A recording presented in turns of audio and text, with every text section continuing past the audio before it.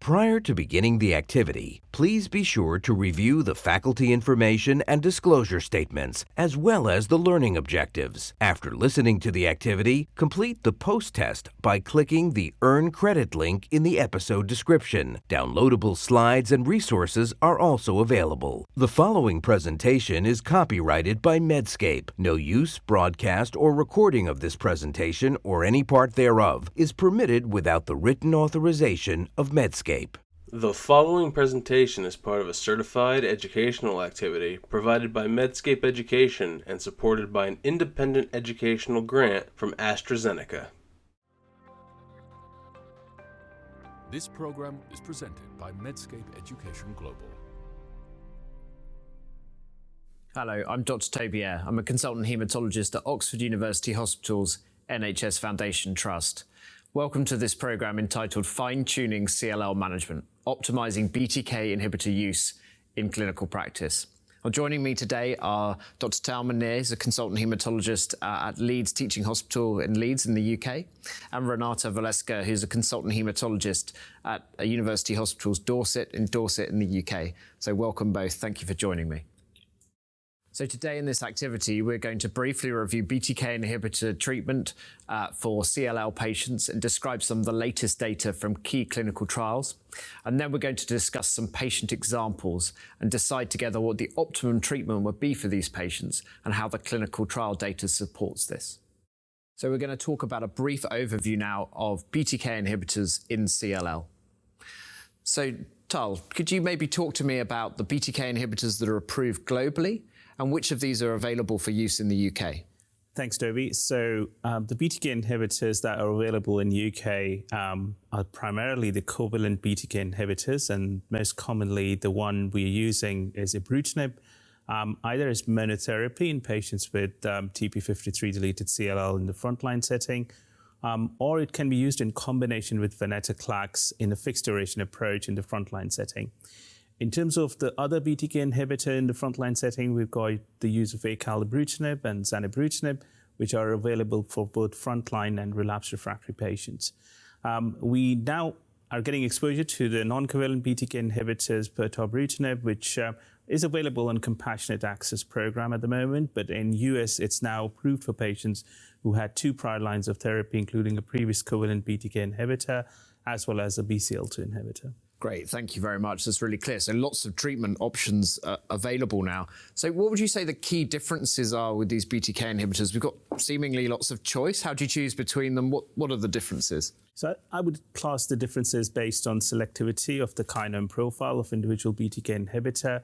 We've got the adverse event profile, which is slightly different between the different BTK inhibitors, as well as some dosing modification strategies that we can take with individual molecule.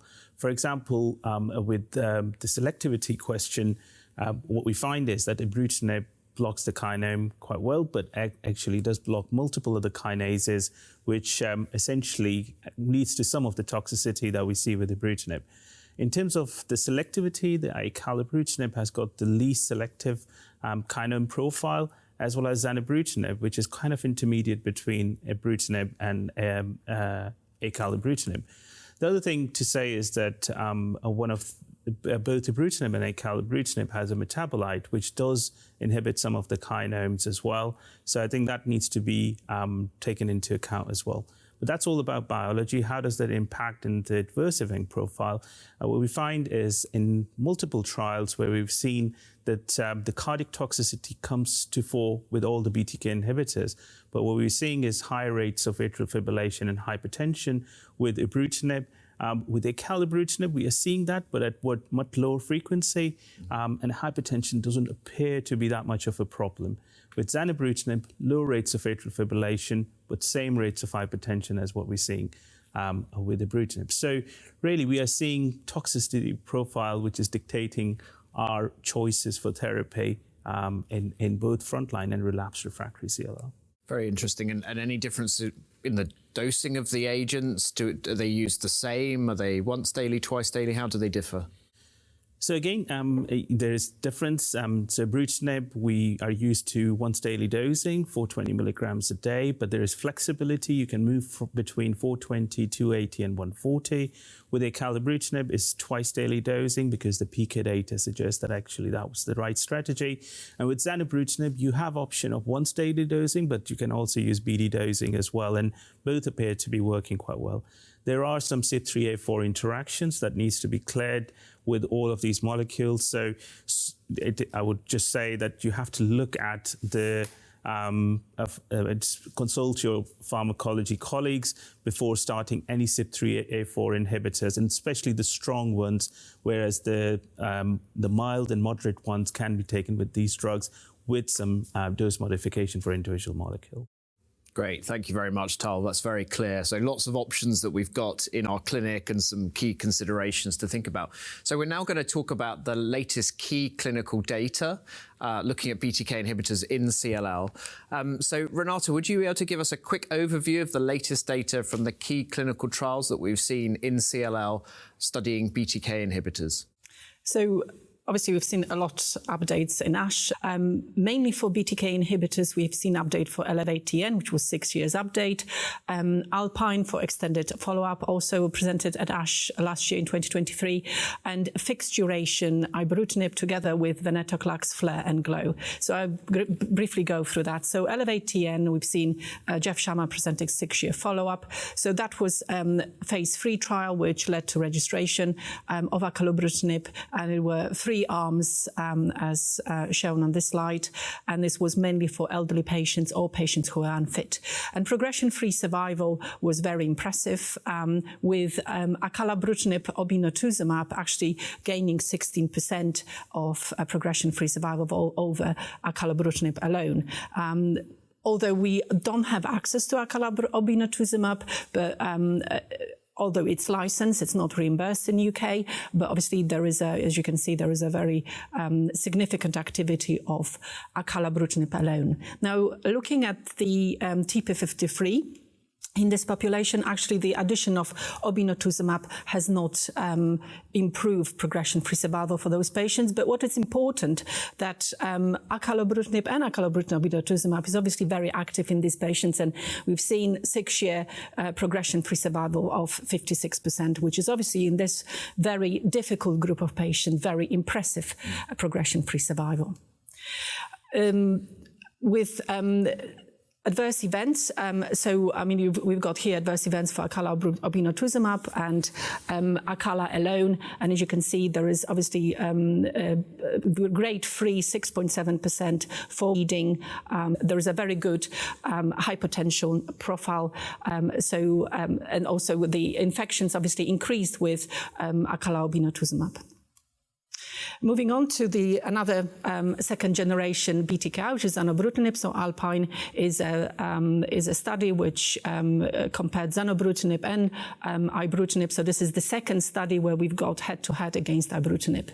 And we've seen progression-free survival, which was presented by Professor Jennifer Brown at ASH. And we've seen median follow-up of 39 months with progression-free survival of patients on zanubrutinib almost 65%, and ibrutinib 54.8%. And that difference, interestingly, was also seen in patients with TP53 aberration. As you can see, 36 months progression-free survival for zanubrutinib was 58.6% and ibrutinib 41.3%. This is the table showing the adverse events. The most interesting one was COVID. We've seen quite a lot of COVID infections in zanubrutinib arm, although they were lower grades. Hypertension was similar to ibrutinib arm. Atrial fibrillation was better in patients receiving zanubrutinib, and we've seen neutropenia similar to ibrutinib. Moving on to ibrutinib is a fixed duration therapy together with venetoclax. At the latest ASH, we've seen presentation of FLAIR by Professor Peter Hillman, and obviously Tal was leads CTU to get this study to fruition. So this study started actually from FCR ibrutinib rituximab randomization. The rituximab was later dropped because we've seen from other studies there was no efficacy. The ibrutinib venetoclax was added in 2017. And at ASH, we've seen comparison of FCR versus ibrutinib venetoclax, and primary endpoint was progression-free survival. The FLAIR was a stopping rule, had a stopping rule which was borrowed from breast cancer. So essentially, patient carried on for treatment for 1 year. The MRD was assessed at that point, and then they carried for another year, providing that MRD was confirmed. And as you can see, if patient took 2 years to achieve undetected MRD, they would have a treatment of 4, and if they would have 3, maximum treatment would be 6. And what was interesting was that difference between mutated and unmutated for how long they required the treatment to achieve that undetectable MRD negativity. So on the graph on the left, you can see that almost 50% of patients stopped treatment at 27 months, 63% at 39 months, and 73% patients stopped treatment 51 months. And as you can see, unmutated MRD, patients with unmutated disease achieved that MRD much sooner than mutated. So mutated patients required treatment for longer to achieve the same level of MRD. And this is progression-free survival of FCR versus IV, and you can see there's very impressive progression-free survival of IV of 97.2% versus FCR of 7.6.8%, which obviously FCR was up to that point was a standard of care, and obviously we've seen massive improvement in progression-free survival. That also translated in overall survival, and it's one of the very rare studies where we actually seen overall survival advantage. So we've seen 9 deaths in I plus V versus 25 deaths in FCR.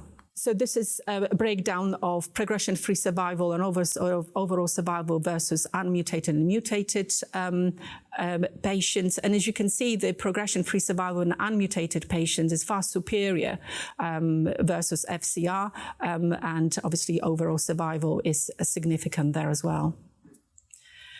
So looking at the serious adverse events, so obviously we know that ibrutinib carries significant cardiac disorders, and indeed there was 10.7% of patients having cardiac problems. The blood lymphatic system disorders was unsurprisingly more common with FCR. On the right side of the table, looking at the secondary malignancies, and we can see that FCR, there are 39 patients who had secondary malignancy, and most notably, 8 of them had a MDS and AML. They've developed MDS AML, which the secondary MDS AML carries very poor prognosis. With I plus V, the secondary malignancies were far less. Moving on to GLOW study. So GLOW study is phase 3 study where I plus V is delivered in fixed duration for 15 months only. And this is update, which was again presented at ASH 2023 and showed superior progression-free survival of a chlorambucil obinutuzumab. And obviously GLOW study led to approval of 15 months duration of I plus V. As we've seen earlier in FLAIR, I plus V is very active, and it's obviously it depends on mutation. And here we can see, because it's a limited duration, we actually can see that patients with unmutated IgHV not doing as well as mutated. What was important in the study, and this is early presentation of quite a number of deaths, which was shown in this study. those deaths really happened during the treatment. After treatment, those side effects became rarer. Great, Renata, thank you so much. There's a fantastic overview, lots of new developments in CLL, very exciting for us all to see. And what we're going to do now is talk about some patient scenarios and see where these treatments may sort of find their place in these cases. So we're going to talk over four patient cases. The first one is a 72-year-old male diagnosed with CLL 2 years ago and now has developed gradually progressive disease with a rising white cell count and a decreasing hemoglobin and palpable spleen. And testing has indicated he's got a TP53 mutation. He has no major comorbidities, including no major cardiac comorbidities. So the first kind of key question, Tal, perhaps to you, is how might you use those patient characteristics and also the biological characteristics and mutation status to affect your choice of therapy? So I think this is an interesting case in terms of 10% of our frontline patients will have a TP53 deletion or mutation. The data for the BTK inhibitor is the strongest in this scenario, and continuous BTK inhibitor would be my choice really in this scenario. The only caveat is that there is some data for looking at the IGHV mutational status as well. So some patients who've got IGHV mutated, TP53 mutated disease, with a very small number of patients, they might do pretty well with fixed duration approach as well. But what we need to be very clear to our patients is that the fixed duration approach looks like an inferior option at this moment in time. And a patient who does not have a cardiac comorbidity, I probably will go with continuous BTK inhibitor therapy. So continuous BTK inhibitors seem to provide the most durable disease control in the frontline setting. How would you... We've got choices. We've heard about the various different BTK options. How would you choose out of ibrutinib, zanubrutinib, acalabrutinib? We have all three as options, don't we? That's the big elephant in the room, really, is how to choose the best BTK inhibitor in this setting, because all the data is very much taken as snippets from individual trials. And what we find is that in all the trials, all BTK inhibitors are effective. So very much dependent on individual patient choice, physician choice, what you're comfortable with as well. And I would argue that if you just look at the numbers, then you have got zanubrutinib, 110 patients being treated on the SEQUA study. Then you've got acalabrutinib with or without obinutuzumab, and in the ELEVATE-TN data, we are getting the follow-up for 6 years, and ibrutinib has got the longest follow-up. So I don't think there is a right or wrong option there. I think whatever you choose is probably going to be okay. But I would probably go for a second-generation BTK inhibitor just because of the toxicity profile. Yeah, thank you, Tal. It's great. So Renata, if you've chosen a BTK inhibitor for these patients, for example, what would be your goal and the patient's goal, and what sort of adverse events would you talk to the patient about? How would you inform them about that? Obviously, they may stay on. The aim is to keep them on therapy for potentially a long time, but do you want to maybe talk to me about how you describe that to your patient? Yeah. So obviously, we patients are quite educated about MRD, and we've talked about MRD. Now, with maintenance type of treatment with BTKI, MRD, reaching for undetectable MRD is not a goal. So good, even partial remission in those patients is very acceptable. The side effects, the most common side effects might occur during first 6 months treatment. So I would be warning this patient about most likely diarrhea. Sometimes they may have a conjunctivitis, arthralgia. Those side effects are temporary and tend to wear off with time. There are obviously some side effects which will not wear off with time, which are increased infection. So especially I would early on start patients on this prophylactic antibiotics and antiviral. In a first line, I might stop them maybe after 6 months or a year if it's a low-risk patient and they don't end up having infections. The important side, although this patient does not have any cardiac problem, but still is a male in 70s, so that risk of cardiac disease might become prominent. So I will encourage this patient to buy sphygmanometer, get them checking their own blood pressure. I think it's very important that they've got ownership of doing that blood pressure. So every time I'm represcribing, I'm getting that data from them. And loads of patients are very tech savvy. They might have a watch which might detect their atrial fibrillation. So I think it's quite useful. Well, not encourage it, but I think it's useful to let them know if they've got any palpitations. They obviously need to let me know. And obviously the risk of hypertension and cardiac problems are not wearing off with time, so we need to continue monitor that.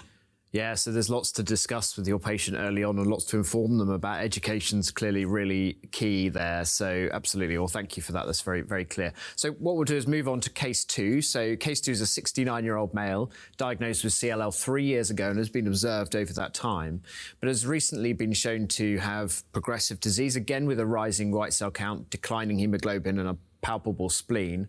And on this occasion, the genetics has suggested he doesn't have a TP53 mutation, but he has an unmutated IGHV status.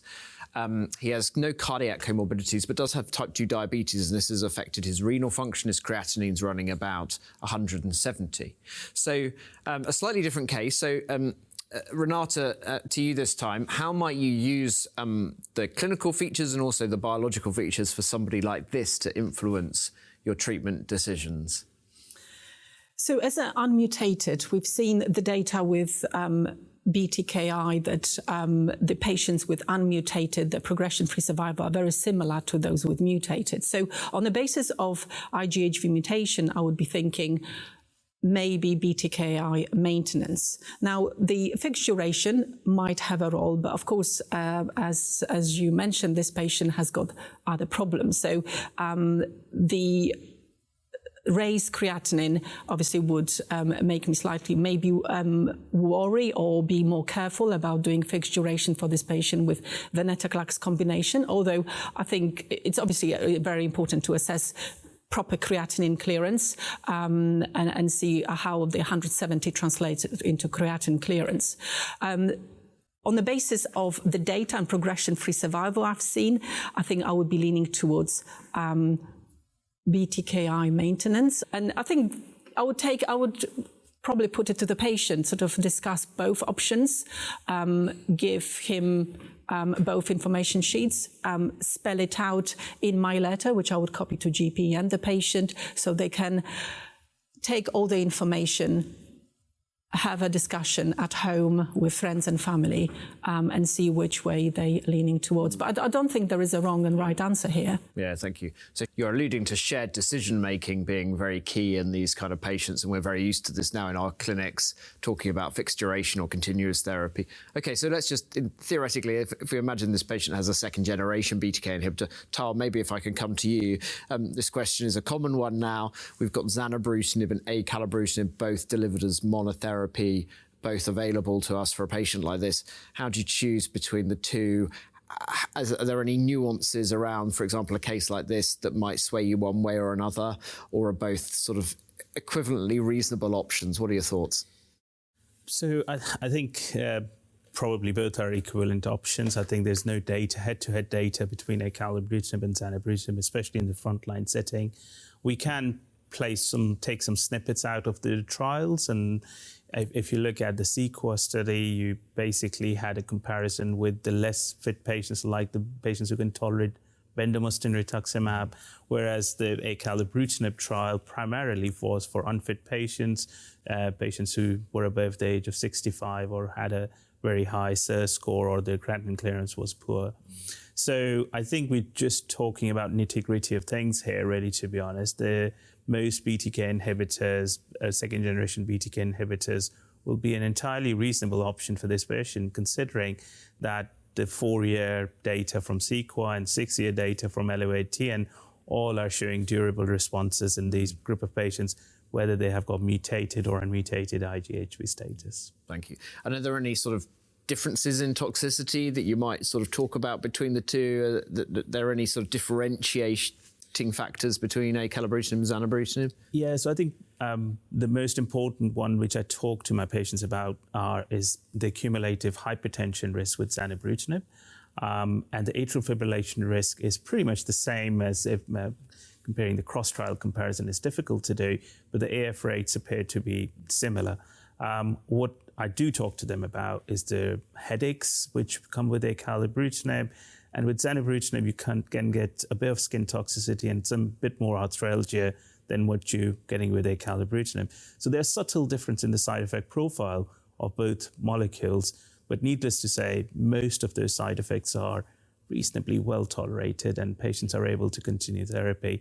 And in UK, I think we have got a luxury of moving from one BTK inhibitor to another one, and that is always a possibility as well. Yeah, absolutely. Thank you. Well, that leads us nicely on to case 3, where we're going to talk about BTK inhibitor intolerance. So this is an 81-year-old female patient. She was diagnosed with CLL, was started first-line treatment with ibrutinib 10 months earlier because she developed Binay stage C disease and had a TP53 mutation, and so accessed ibrutinib as a result of that. Now, she had an excellent clinical response.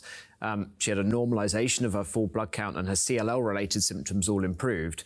But what happened was she gradually developed symptoms of arthralgia and myalgia, which were difficult to control, as was hypertension. She now required 3 antihypertensive drugs. She'd been monitoring her blood pressure at home, but her GP had to increase the dosage and the number of blood pressure medications. So this was all becoming quite challenging, and she wished to stop ibrutinib and discuss her options and what other options she had.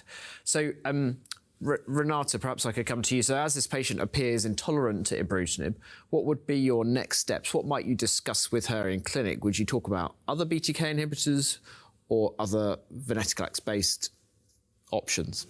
As we just alluded, we've got second-generation BTKI. I think the one option is stop BTK completely. We've got clinical trial open currently. I might consider her getting into static.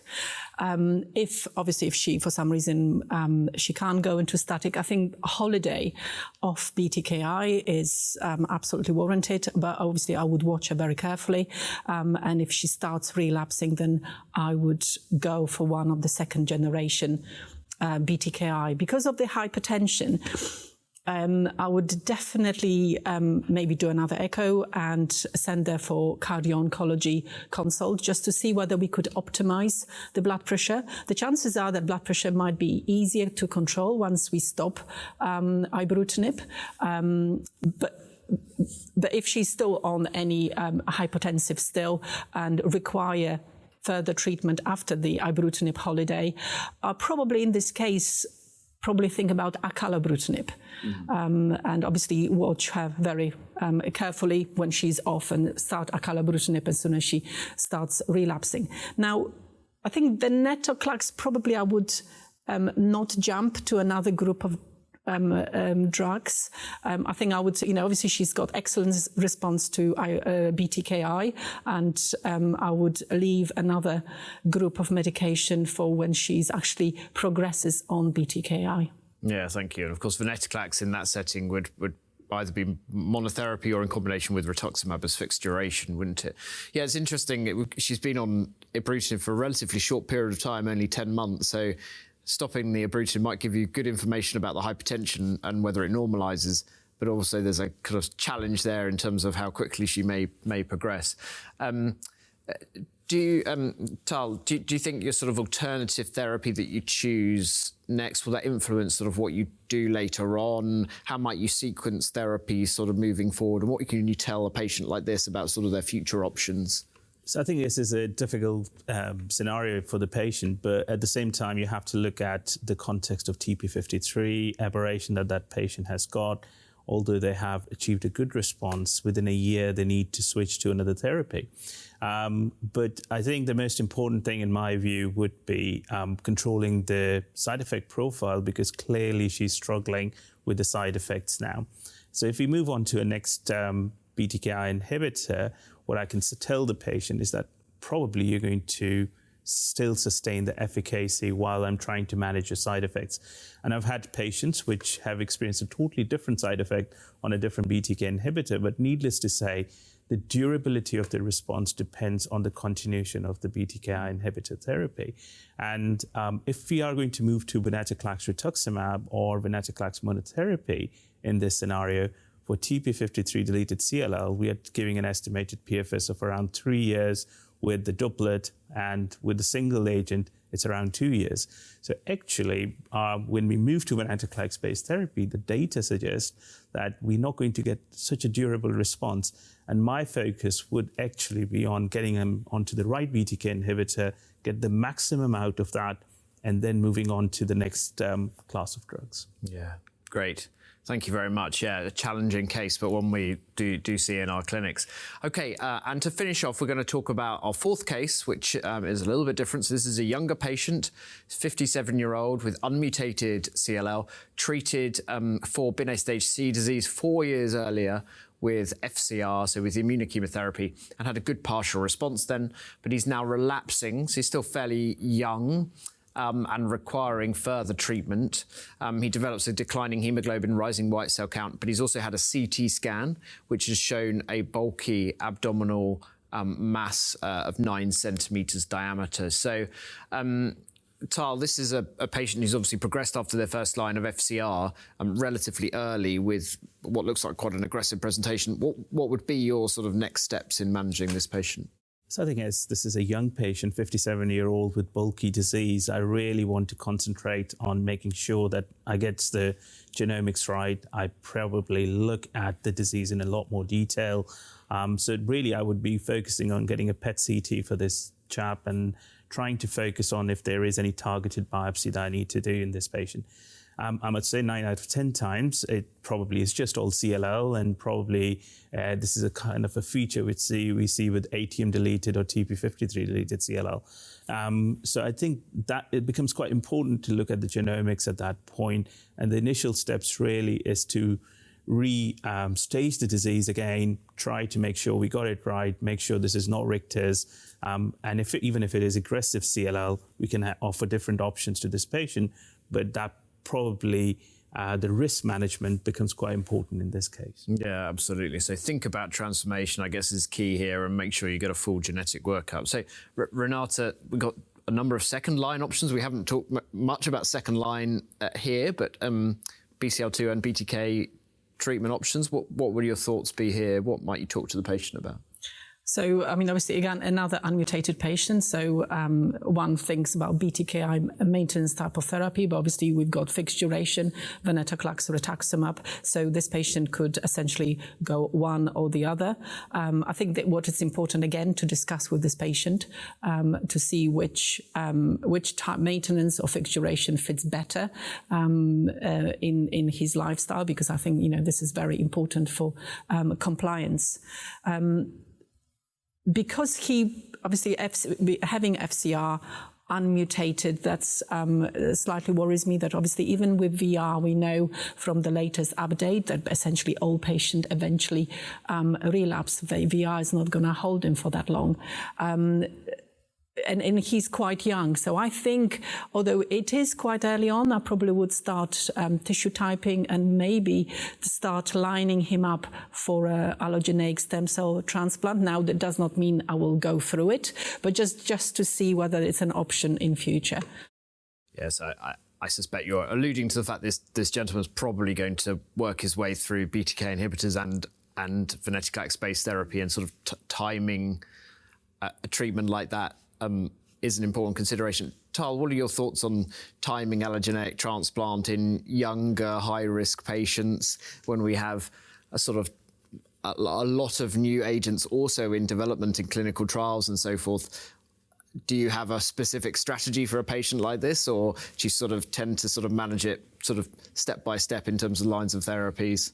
I think the data is still maturing, but I think I agree with Renata that you have to think about it, but I don't think you need to actively do a transplant straight away. I think what I would suggest is that the data in this setting is either we are going for a fixed duration approach, where essentially you can give a patient a PFS of around 4 to 4.5 years, depending on the genomic profile, or a continuous BTK inhibitor therapy. It's kind of similar outcomes, really, but there's no head-to-head trial to look at that question. But when we use the second targeted drug, we should think about transplanting this patient in good remission rather than waiting for this patient to relapse on the second targeted drug. We have got molecules by which we can get them into remission, but unfortunately, that's not a durable remission at this moment in time. So what we need to do is to strategize based on that individual patient requirement, and I would start thinking about along those lines now, so that this will come in this patient's journey in near future. Great. Well, thank you very much, Renata Tau, for your excellent inputs. I've certainly learned a lot talking through these cases and hearing about the developments over recent years with BTK and BCL2 inhibitors in CLL. So thank you for joining me today, and thank you to the audience for your attention. This program was presented by Medscape Education Global.